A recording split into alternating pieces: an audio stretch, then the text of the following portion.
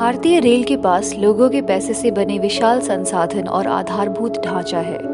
एक अरसे से निजी क्षेत्र की निगाह उन पर लगी हुई है। सरकार के निजीकरण के कदमों के खिलाफ रेलवे की ट्रेड यूनियन और लोगों का एक विशाल जनमत है। इस वीडियो में हम यह समझने की कोशिश करेंगे कि हमें भारतीय रेलवे को क्यों बचाना चाहिए और क्यों यह न केवल इसके कर्मचारियों और यात्रियों बल्कि पूरे देश की जीवन रेखा है। मार्च 2017 तक देश भर में भारतीय रेलवे के पास लगभग 11.5 लाख एकड़ भूमि है।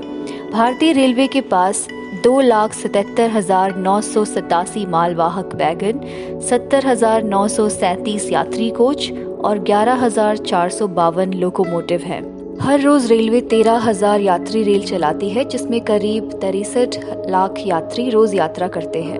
रेलवे में 13,08,000 कर्मचारी काम कर रहे हैं। वर्ष 2017-18 में रेलवे की कुल आय 1,87,400 करोड़ थी। भारतीय रेल 3 देशों नेपाल, पाकिस्तान और बांग्लादेश को भारत से जोड़ती है।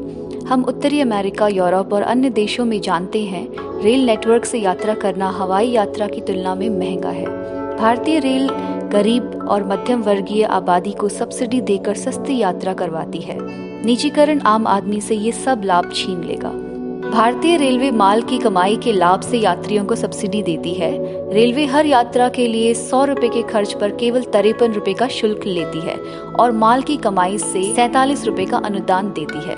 इसके अलावा वरिष्ठ नागरिकों की रियायत, मरीजों की रियायत, छात्रों, युवाओं, किसान, मीडिया वाले लोगों की रियायतें आदि सहित 55 रियायतें दी जाती हैं। निजीकरण के कारण स्टेशनों पर लाखों दुकानदार अपना रोजगार खो देंगे।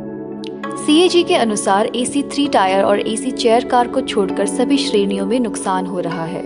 मोदी सरकार ने 2025 से पहले 500 निजी गाड़ियां चलाने का प्रस्ताव दिया है। निजीकरण की प्रक्रिया के तहत मार्च 2023 तक 109 मार्गों पर 151 ट्रेनें होंगी। इन निजी ट्रेनों में केवल AC 3 टायर और AC चेयर कार होंगी जो लाभ कमाती हैं। निम्न और मध्यम वर्ग के लोगों के लिए सामान्य द्वितीय श्रेणी या स्लीपर क्लास नहीं होगी।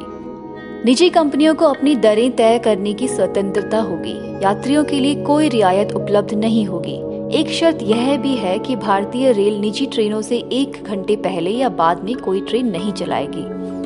हालांकि वे घोषणा करते हैं कि निजी ट्रेनें 160 किलोमीटर प्रति घंटा की रफ्तार से चलेंगी, पर समय सारणी में उनके पास केवल 50 से 80 किलोमीटर प्रति घंटे की रफ्तार से चलने का समय है और ये भी सभी लाभ कमाने वाले मार्ग होंगे।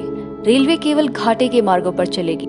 सारा लाभ निजी क्षेत्र को जाएगा और भारतीय रेलवे को सारा नुकसान। इसके अलावा 2025 तक 30% मालगाड़ियों को निजी क्षेत्र को सौंप दिया जाएगा। इस तरह भारतीय रेलवे के पास कुछ मालगाड़ियां और घाटा उठाने वाली यात्री गाड़ियां ही रह जाएंगी। यह रेलवे की आमदनी को और खराब कर देगा। भारतीय रेलवे के लिए यात्रियों को रियायत देना असंभव हो जाएगा। वास्तव में वेतन और पेंशन का भुगतान करना भी मुश्किल हो जाएगा।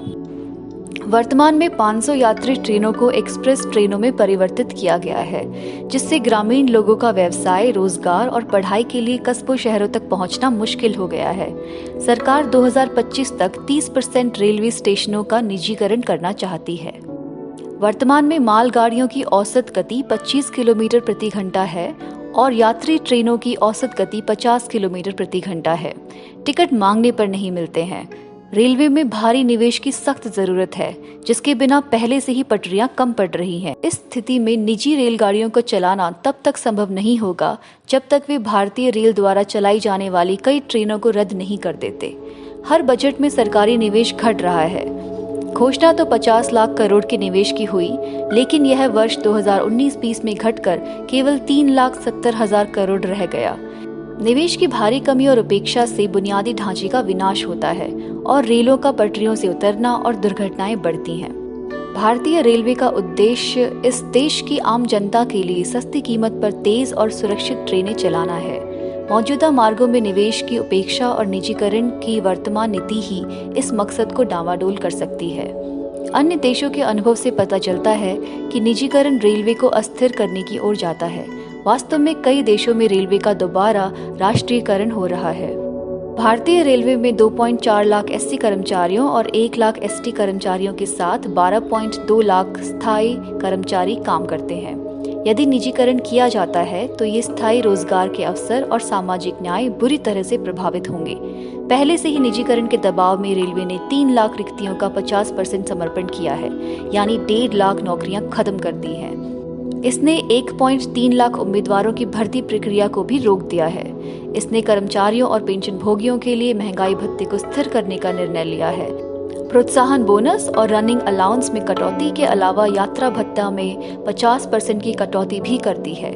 निजीकरण से कर्मचारियों के वेतन और पेंशन पर भी असर पड़ेगा। जिस तरह से BSNL और एयर इंडिया प्रभावित हुए, उसी तरह निजीकरण रेलवे को भी उजाड़ देगा। देश के हित में आम लोगों, कर्मचारियों और मजदूरों को रेलवे के विनाश के खिलाफ लड़ाई में एकजुट होना होगा। रेलवे बचाओ, देश बचाओ, सार्वजनिक क्षेत्र को बचाओ, भारत बचाओ।